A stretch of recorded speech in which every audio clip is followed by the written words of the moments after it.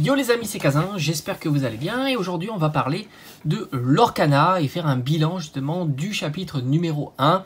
Dans quasiment 15 jours, on va devoir débarquer le chapitre numéro 2 et je te cache pas que ça a été très compliqué pour moi de pouvoir réserver, on va dire, quelques displays pour pouvoir vous en proposer quelques ouvertures sur la chaîne, mais aussi surtout de commencer le chapitre numéro 2 et de pouvoir, comme le chapitre numéro 1, peut-être quasiment compléter la série dans son intégralité. Hors secrète, évidemment, les secrètes c'est très compliqué.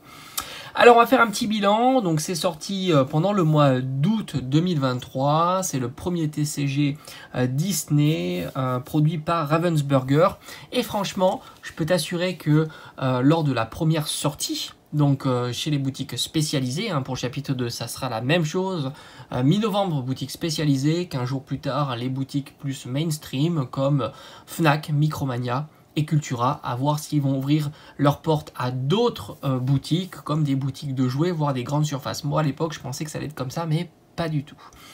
Alors, c'était sorti dans les boutiques dites spécialisées, et franchement, à l'époque, aucune difficulté pour mettre la main sur des displays, des decks, ou encore le coffret cadeau. Maintenant, c'est évidemment pas du tout la même chose. Il y a eu un boom entre les deux sorties, à savoir entre les quinzaines de jours qui ont séparé la sortie officielle Day One et puis la deuxième sortie. Pour donner un exemple, j'ai pu 10 jours après la sortie classique pouvoir encore trouver des displays en boutique.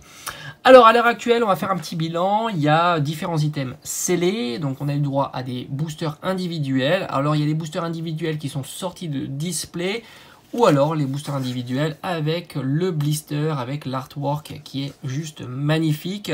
C'est un item qui valait aux alentours de 6 € à la sortie. Moi franchement j'ai une grande préférence pour cet item là. Si tu veux garder un booster en scellé, moi je privilégierais plutôt ce format là par rapport à l'autre, parce que comme ça le booster il est parfaitement protégé à l'intérieur et puis je trouve ça super joli. L'artwork est vraiment réussi.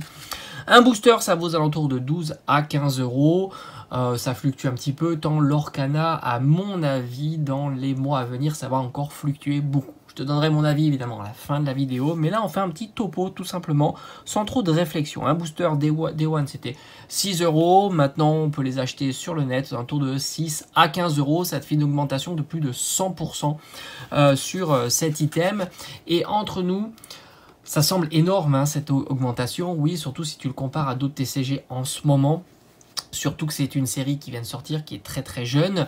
Il y a eu énormément d'engouement sur Lorcana, mais en même temps, les cartes sont aussi très chères. Et tu as un taux qui est très intéressant sur Lorcana.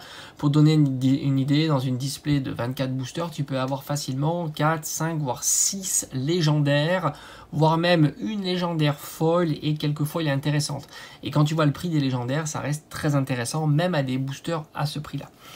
On continue avec, donc là c'est uniquement le booster, ils ont distribué aussi des displays. Alors je te mets évidemment toutes les illustrations au travers de la vidéo. Ils ont sorti des displays. Alors il faut savoir que les displays Lorcana ne sont pas scellés, c'est normal. Il n'y a pas un scellage, quand je dis pas scellé, elles sont parfaitement fermées, oui, mais elles sont pas scellées avec un blister comme on avait l'habitude d'avoir sur les autres TCG tels que Yu-Gi-Oh! Ou Pokémon, ça c'est normal, mais elles sont fermées, ça oui. D'ailleurs elles sont fermées assez, c'est assez léger, je vous avoue, c'est pas exceptionnel, mais c'est comme ça qu'elles sont sorties. Une display c'est 24 boosters, donc c'est des displays qui sont plus petites que les displays Pokémon, et ça a tourné aux alentours de 140 € lors de la sortie officielle.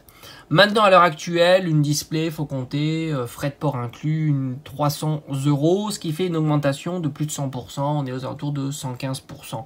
Évidemment, comme je te dis, c'est un item display parfaitement neuve et frais de port inclus. Évidemment, ces items-là sont quand même assez lourds et les frais de port, ça compte quand même. Donc une augmentation de 115 €, de 115%, mais c'est vrai que là aussi, quand tu vois la capacité les tarifs, la valeur des cartes qu'il peut y avoir dans cette display-là, c'est plutôt cohérent. Il n'y a pas de disproportion entre l'item scellé et la valeur ou la cotation des cartes en ce moment. Tout ça peut changer évidemment très rapidement, mais là n'est pas le but de la vidéo. Ils ont sorti 3 decks, donc ils appellent ça des decks de démarrage. On avait eu Ambre, Améthyste, on avait aussi Saphir, Acier et enfin Émeraude, Rubis. Les 3 decks à différents protagonistes, mais là, force est de constater qu'ils valent à peu près le même tarif, aux alentours d'une trentaine d'euros. Le point fort du deck comparativement à Pokémon, c'est qu'il propose un booster à l'intérieur à l'ouverture. Tu as un deck de cartes prédéfini qui te permettait tout simplement de jouer, qui était déjà préconstruit, avec 2 couleurs différentes, mais là, enfin 2 encres différentes, mais là, le truc qui est très intéressant, c'est le booster qui te permettait de rajouter quelques cartes à ton deck. Et dans ce booster-là, c'est un booster classique, donc ça te permettait aussi de trouver des cartes intéressantes. Du coup, le deck, c'est l'item qui a le moins progressé. C'est un deck qui se trouvait aux alentours d'une vingtaine d'euros. Là, tu le trouves aux alentours d'une trentaine d'euros. Cette augmentation est due tout simplement à la présence du booster. C'est tout. Et ça fait une augmentation de 50%. Non, de moins de 50%, de moins de 50% pour cet item. Ça te fait à peu près 30 à 35% d'augmentation sur cet item. Et enfin, le coffret cadeau, qui lui était un petit peu plus compliqué à trouver. Les quantités sont certainement moins importantes. On le trouve aux alentours de 25 euros. Il se situe aux alentours de 60 à 70 euros, frais de port inclus, ce qui fait une augmentation de 160% pour cet item. C'est l'item qui a le plus progressé avec le temps. Mais attention, cette progression, elle est là depuis très longtemps. L'Orcana a progressé d'un coup et maintenant ça fait quelques mois que ça reste très stable et des progressions qui ne se font plus, que ce soit sur les cartes d'occasion, sur les sites de revente ou les items scellés. Alors maintenant, mon sentiment sur cette série-là, tu sais, le chapitre 2 va arriver, ça va être encore pareil, les items vont être très chers, voire même encore plus chers, puisque la disponibilité est plutôt catastrophique. Mais attention, tu t'aperçois que quand même, il y a de la quantité de displays et d'items. C'est pas une question de quantité, c'est une question de disponibilité. Les quantités sont distribuées surtout sur des revendeurs indépendants qui ont tendance un petit peu à faire à récupérer une grande quantité de ces items-là qui par conséquent se retrouvent beaucoup moins dans les boutiques physiques. C'est ce qu'on a pu un petit peu constater pour 151, ceux qui suivent un petit peu les différents TCG. Peu d'items en boutique, mais beaucoup d'items revendus, soit par des professionnels, soit par des non-professionnels, tout simplement. Donc les stocks sont présents, mais sont mal distribués et moins bien distribués, tout simplement. Même que ce soit même les boutiques physiques indépendantes, ils ont eu tendance à avoir moins de stocks que par rapport au premier chapitre, mais ça ne veut pas dire que ces stocks-là ne sont pas autant présents, c'est juste qu'ils sont distribués différemment. Par conséquent, ça va accroître le prix de ces différents items.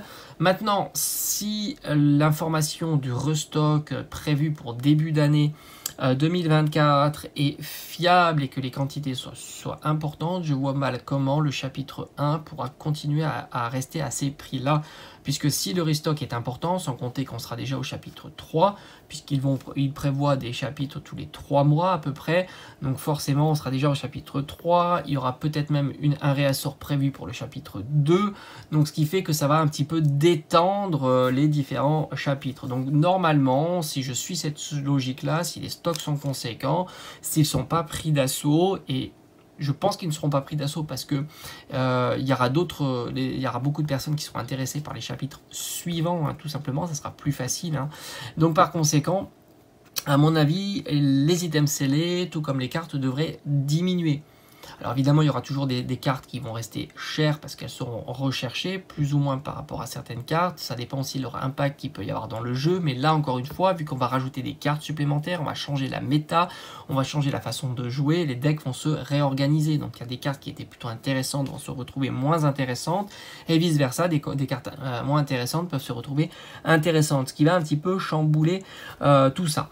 Certains items ne seront pas prévus au reprint. Là, oui, il y aura un impact sur leur valeur en scellé, mais uniquement en scellé. Mais les displays, visiblement, feront partie de ce réassort, de ce reprint.